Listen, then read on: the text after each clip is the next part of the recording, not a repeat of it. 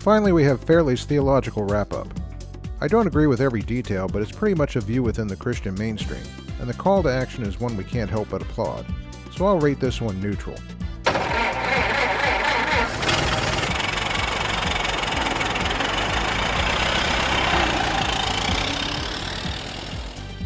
Which leads to closing points for this series.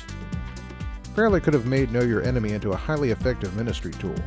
I was told that he was an earnest believer and that he wouldn't want to intentionally mislead anyone.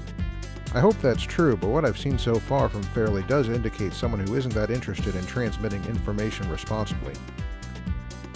For one thing, I've left more than a few comments on Fairley's channel. At first he posted most of them, but then there were points when some of his viewers replied to me, and I replied in turn.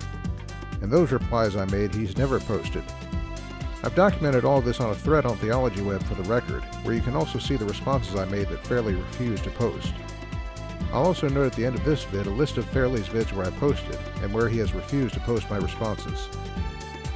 For another thing, Fairley himself has openly said that he won't engage in debate exchanges with those that correct him.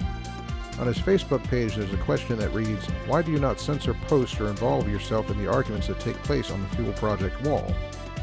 Part of his response is sound, but note what he says in this part.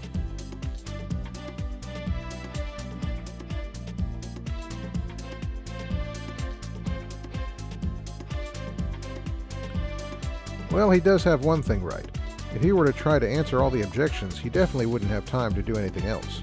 And that probably includes eating, sleeping, and even using the toilet.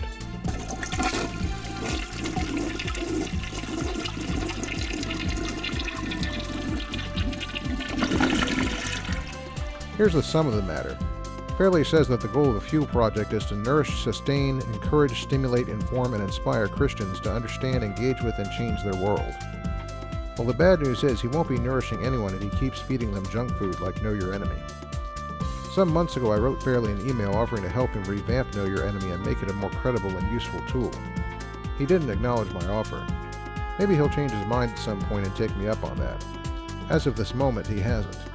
But if you want to keep up with what does happen, I have a special thread on TheologyWeb that will continue tracking all the latest information. Come join in. Maybe if enough people call on Fairley to be more responsible in his work, it might have an effect. We can always hope it will.